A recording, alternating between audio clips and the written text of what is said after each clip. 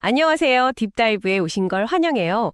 오늘 저희가 파헤쳐볼 자료는요, 세종사이버대학교의 한 학과를 소개하는 짧은 홍보 문구예요. 언뜻 보면 그냥 평범한 광고 문구 같은데요.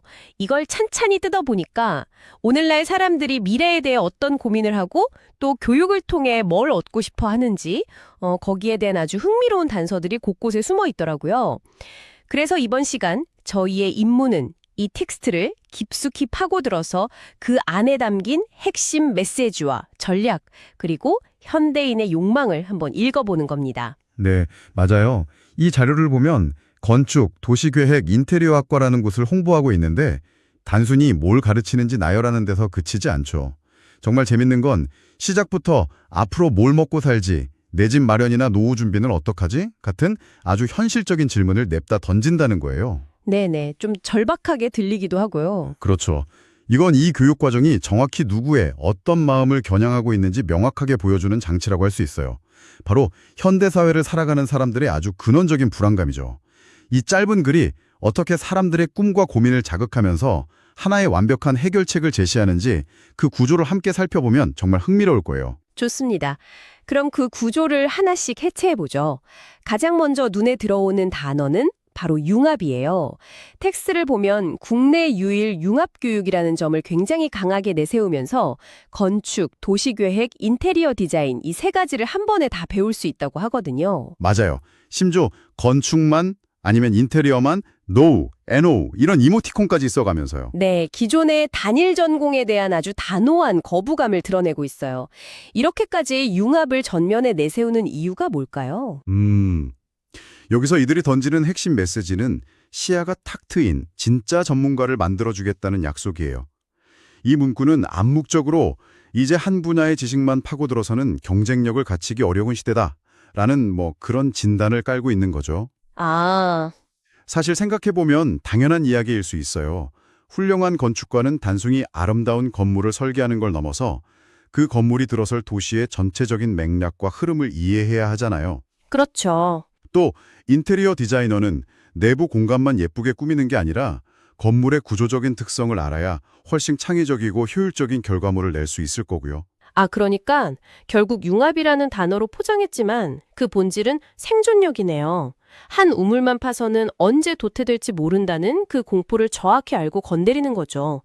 당신은 여기서 그냥 기술자가 되는 게 아니라 여러 분야를 아우르는 통찰력을 가져서 살아남을 수 있는 사람이 될 거라고 말하는 거군요. 바로 그 지점이에요. 이 학과가 제공하려는 가치는 개별적인 지식의 단순한 총합이 아니라 세 분야를 넘나들면서 얻게 되는 더 높은 차원의 통찰력인 거죠. 이건 복잡하게 얽힌 현대사회의 문제들을 해결하기 위해 더 넓은 시야를 갖고 싶어하는 학습자들의 요구를 아주 정확하게 짚어낸 전략이라고 볼 수 있어요. 융합이라는 키워드를 통해 당신은 여기서 단편적인 기술이 아닌 시대를 관통하는 문제 해결 능력을 얻게 될 거라는 강력한 약속을 하고 있는 셈이에요. 진짜 전문가가 된다는 약속도 매력적인데 이 광고는 거기서 멈추지 않고 훨씬 더 노골적으로 우리의 욕망을 자극하는 카드를 꺼내들죠. 바로 건물주라는 단어입니다. 네, 똑똑한 건물주의 꿈, 현실로라는 문구가 나오는데 앞서 말한 융합 전문가가 직업적 성장에 대한 약속이라면 이건 굉장히 구체적이고 현실적인 경제적 목표를 제시하고 있는 거잖아요. 정말 강력한 동기부여가 될 것 같아요. 그렇죠.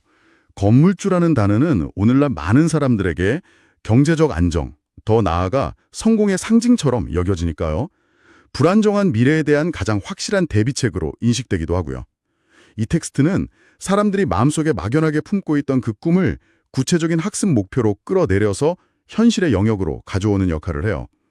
그런데 여기서 우리가 주목해야 할 디테일은 그냥 건물주가 아니라 똑똑한 건물주라는 점이에요. 저도 그 똑똑한이라는 단어가 좀 재미있게 들렸어요. 그냥 성공한 건물주도 아니고 부자 건물주도 아니잖아요. 굳이 똑똑하다는 걸 내세운다는 건 이제는 자본만으로는 안 된다는 어떤 불안감을 건드리는 걸까요? 돈만 있다고 자산을 제대로 굴릴 수 있는 시대는 지났다는 메시지 같은 거요? 아주 정확한 지적이에요. 그냥 건물주는 사실 자본만 있으면 될 수 있죠. 하지만 똑똑한 건물주는 전문 지식을 바탕으로 자기 자산을 주도적으로 관리하고 그 가치를 극대화할 수 있는 능력을 가진 사람을 의미해요. 아, 예를 들어볼까요? 평범한 건물주는 그냥 공실이 생기면 다음 세입자를 구해서 채우는데 급급하겠죠. 하지만 똑똑한 건물주는 건물 전체의 컨셉을 생각해요. 1층에는 유동인구를 끌어들일 만한 트렌디한 카페를 입점시키고 위층에는 그 카페와 시너지를 낼 수 있는 소규모 오피스나 스튜디오를 유치해서 건물 전체의 가치를 끌어올리는 그런 식의 전략적 판단을 하는 거죠. 와, 그 예시를 들으니까 차이가 확 와닿네요. 단순히 임대료를 받는 수동적인 존재가 아니라 건물의 잠재력을 파악하고 필요한 리모델링이나 재개발 가능성을 타진하면서 장기적인 관점에서 자산을 적극적으로 운용하는 주체가 되는 거군요. 맞아요. 이 교육 과정은 바로 그런 운용 능력을 갖추게 해주겠다는 약속을 하는 거예요. 학문적 지식이 어떻게 실질적인 부와 직접적으로 연결될 수 있는지 그 경로를 아주 명확하게 보여주는 거죠. 네네. 건축을 배워서 건축가가 된다는 막연한 목표 대신 건축을 배워서 내 건물을 직접 기획하고 관리하는 똑똑한 자산가가 된다는 훨씬 더 구체적이고 욕망을 자극하는 그림을 그려주는 거예요. 듣고 보니 이건 단순히 학위나 직업을 파는 게 아니네요. 불안한 당신의 인생을 우리가 완벽하게 설계해 주겠다는 거의 인생 컨설팅에 가까운 제안을 하고 있는 거군요. 그렇죠. 교육의 결과물이 사회적 지위나 직업에만 머무는 게 아니라 개인의 경제적 독립과 자산 증식이라는 매우 사적인 목표 달성에 직접 기여할 수 있다는 점을 강조하는 아주 영리한 접근 방식이라고 할 수 있어요. 자, 그럼 똑똑한 건물주가 이 광고가 제시하는 궁극적인 목표, 즉, 최종 보스 같은 거라면 거기까지 가는 중간 단계도 있어야 하잖아요. 이 광고는 아주 실용적인 다음 단계를 제시하고 있어요. 네, 바로 어려운 부동산도 쉽게라는 소제목 아래 재개발과 재건축을 언급하는 부분이에요. 복잡한 도시정비 사업 절차부터 사업성 분석까지 다룬다고 하는데 이 부분은 어떤 역할을 하는 걸까요? 이 부분은 앞서 말한 두 가지 약속, 그러니까 융합 전문가와 똑똑한 건물주를 연결하고 구체화하는 아주 중요한, 실용적인 다리 역할을 해요.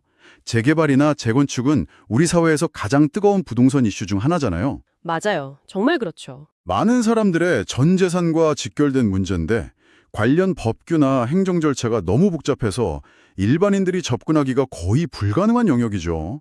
그래서 보통은 변호사나 컨설턴트 같은 전문가에게 전적으로 의존하게 되고요. 이 프로그램은 바로 그 지점을 파고드는 거예요. 아, 그러니까 예를 들어 내가 사는 낡은 아파트가 재건축 대상이 됐을 때 그냥 조합이나 건설사가 하자는 대로 끌려다니는 게 아니라는 거군요. 내가 직접 사업성을 분석하고 절차를 이해해서 목소리를 낼 수 있는 능력을 갖추게 된다. 이건 앞서 말한 똑똑한 건물주가 되기 위한 아주 구체적인 기술이기도 하겠네요. 맞아요. 자신의 부동산 문제를 직접 해결할 수 있는 실질적인 기술을 가르쳐주겠다는 약속이죠. 이건 똑똑한 건물주라는 장기적인 꿈과 아주 자연스럽게 연결돼요. 그런데 동시에 또 다른 가능성도 열어줘요. 또 다른 가능성이요? 네, 바로 컨설턴트나 관련 분야의 전문가로서 새로운 직업적 경로를 개척할 수 있는 가능성이죠. 내 문제 해결을 넘어서 다른 사람의 복잡한 부동산 문제를 해결해주는 전문가가 될 수 있는 비전까지 슬쩍 제시하는 셈이에요. 와, 융합 전문가라는 큰 그림 아래 부동산 문제 해결이라는 아주 구체적이고 시장 수요가 확실한 전문성을 장착시켜주겠다는 강력한 메시지인 거죠. 이제 마지막 퍼즐 조각이 남았네요. 이 광고는 현재의 커리어, 부, 실용적 기술까지 다 챙겨줬는데 아직 해결되지 않은 불안감이 하나 있죠. 바로 미래에 대한 불안감이요. 그렇죠. 이 광고는 그것도 놓치지 않아요. 미래 기술까지 완벽 대비라는 제목 아래 인테리어 빔과 스마트 건설 기술을 언급하거든요. 이걸 4차 산업혁명의 필수템이라고 표현하면서 남들보다 한 발 앞선 경쟁력을 갖추게 된다고 강조하는데 이 미래 기술에 대한 언급은 어떤 역할을 할까요? 여기서 빔이라고, 즉 빌딩 정보 모델링을 콕 집어 언급한 건 정말 전략적인 선택이에요. 빔은 간단히 말해 3차원 모델을 기반으로 건물을 짓고 관리하는 데 필요한 모든 정보를 통합 관리하는 기술인데 이게 이미 실제 건축 및 건설업계에서는 그 중요성이 폭발적으로 커지고 있는 분야거든요. 잠깐만요. 빔이라고 하셨는데 사실 그게 업계 사람이 아니면 굉장히 낯선 용어잖아요. 듣는 분들 중에도 처음 들어보는 분들이 많을 것 같고요.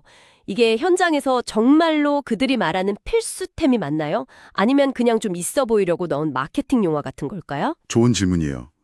그리고 그게 바로 이 광고의 노림수죠. 일반인에게는 낯설지만 조금이라도 관련 업계에 관심이 있는 사람이라면 아, 빔, 그거 요즘 대세라던데? 라고 반응할 만한 딱 적절한 수준의 전문 용어예요. 아, 그렇군요. 그리고 실제로도 단순한 유행이 아니라 산업의 패러다임을 바꾸고 있는 핵심 기술이 맞아요. 이걸 언급함으로써 이 교육 과정이 단순히 뜬구름 잡는 이론에 머무는 게 아니라 산업 현장의 가장 뜨거운 기술 트렌드를 정확히 따라가고 있다는 강력한 신뢰를 주는 거죠. 그렇군요. 기술이 너무 빠르게 변하니까 지금 열심히 배우는 게 몇 년 뒤에는 아무짝에도 쓸모없는 낡은 지식이 될까봐 걱정하는 사람들이 많잖아요. 그런 불안감을 딱 집어서 걱정 마세요. 우리는 가장 최신 기술로 당신을 무장시켜드립니다 하고 안심시켜주는 장치라고 볼 수 있겠네요. 정확해요.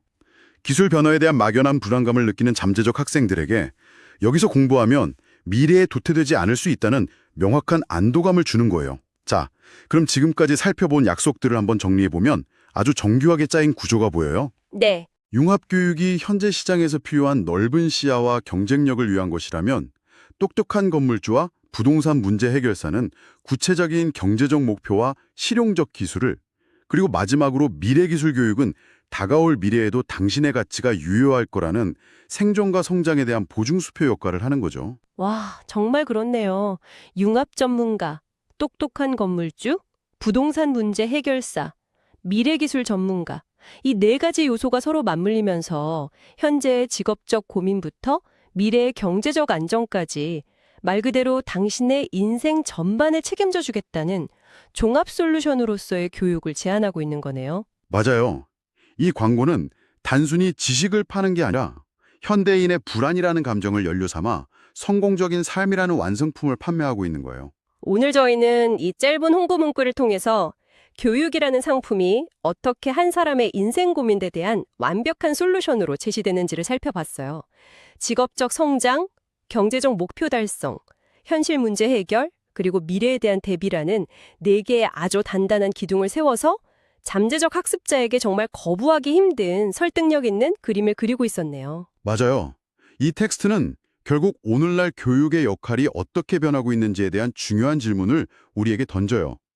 과거의 교육이 단순히 지식과 이론을 전달하는 것에 중점을 뒀다면 이제는 사람들의 구체적인 불안을 해소하고 실질적인 삶의 목표를 이룰 수 있도록 돕는 솔루션 제공자로서의 역할이 점점 더 중요해지고 있다는 걸 아주 명확하게 보여주는 사례죠. 그렇다면 여기서 우리가 마지막으로 생각해 볼 질문이 자연스럽게 떠오르네요. 네, 바로 이 지점이에요. 미래의 교육은 과연 개인의 삶 전체를 컨설팅하고 설계해주는 역할까지 맡게 될까요? 순수한 학문적 탐구와 이렇게 지극히 실용적인 목표 달성 사이에서 앞으로의 교육은 어떤 균형점을 찾아야 할까요? 정말 생각해 볼 만한 질문이네요.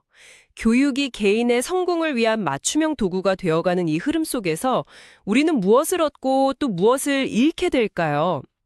이 질문에 대한 답은 어쩌면 교육의 미래뿐만 아니라 우리 사회가 앞으로 무엇을 가치 있게 여길 것인지를 보여주는 중요한 척도가 될지도 모르겠습니다.